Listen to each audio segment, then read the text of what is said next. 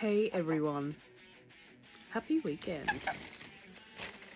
Thought I'd do story time with Caroline, by the way, Caroline and Sunny, thank you for joining us. I would like to I'm going to do story time with Caroline, but I'm going to combine it with some highlights from that huge box that I got from Peter. It actually arrived late in the week, but I was unwell, so I didn't get a chance to open it and really appreciate it until yesterday. So I had an amazing time. There was over 100 pounds. It was incredible. It was so much fun. I almost forgot that I was sick for the time that I was opening it. But I wanted to show you some highlights. But rather than just, here's a pony, here's a pony, here's a pony, I thought I'd tell you a story while I'm at it. For some context with the story, so in about 2010, my partner had a heavy metal band, and I actually joined that band in 2010, and I was in that band right through until 2020. And when we started off, we had a room where we would practice. I don't know if I can tell the story and show a pony at the same time because I get so distracted by ponies. But when we started, we had a room in the house that we would practice in, and it was a reasonably small room, and you're fitting like probably as much equipment as Iron Maiden would tour with into this one room, and it was not sustainable. And we were doing covers, so it was a cover band originally while we were writing our own material. And I know a lot of people, when they talk about people they love, will over-exaggerate their talents and abilities, but whenever I say my partner G is an incredible guitarist, I mean that objectively as well as with a lot of love. He is an incredible guitarist, and he was writing these amazing songs, and I was writing the vocal melodies and the lyrics to these songs as well.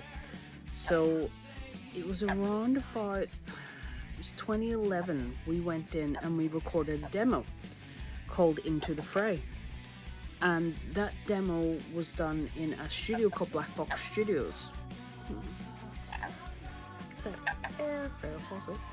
And it was such an incredible experience. Like, I was in my late 20s at this time, recording a demo with 3 original songs that G and I wrote. Like, how cool is that? We got very, very inspired. We got very inspired to build our own studio.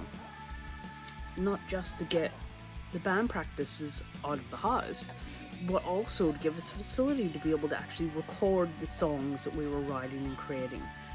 And over the course, I think it was 6 months or so, we built a huge 2-story, fully functioning analog recording studio. And it wasn't a cheap venture. So whenever we had it built, our next thing was to do the equipment. Look at her, isn't she beautiful? It's to furnish it with the equipment needed to be able to record music and record artists. And one of the things we did to help keep costs down was to buy secondhand music equipment. Now, just as an FYI, we went on to record 2 more studio albums in our own studio. The second, after the EP, which was Into the Fray, we recorded Fallout, which is actually available wherever you want to get your music from. So iTunes, Spotify, Google Play. You can actually get Mr. Thud Recordings, which is the band that I'm talking about. And I actually have one of our songs over the top of this video.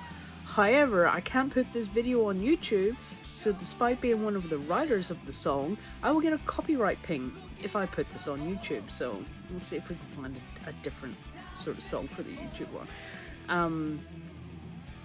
So yeah, that was beautiful. I love the Euroflower pins. But anyway,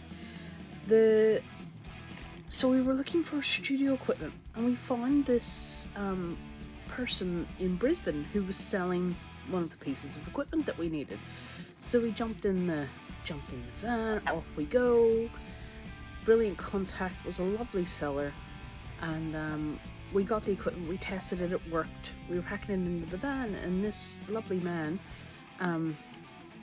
speaking of men, lovely man, was saying, yeah, so this, piece of equipment belongs to my son. I think he said Daniel. And we were like, oh yeah, that's brilliant. He says, yeah, Daniel's in Singapore at the minute, and I'm selling his gear. He's downsizing his studio. You may know him. He was in this band, blah blah blah. And we didn't know the band, but instead of saying, oh sorry, we haven't heard of it, we were of course polite, and what we said is, wow, that's amazing, how cool, and loaded up our vehicle and went on our way. And we were talking about it on the car on the way home. We went, that's such a cool band name. Like, that sounds very metal, Isn't Daddy Pony? Isn't he beautiful? And so we got home and we decided to look the band up. Yeah, so that band was called Savage Garden. And while we didn't realise we hadn't heard of the band, we had certainly heard the music. And thankfully we reacted with this gentleman who's obviously one of the band members' fathers, who was like, yeah, that's awesome, congratulations, you must be so proud, because we didn't want to seem like idiots because we hadn't heard of Savage Garden, who apparently are huge.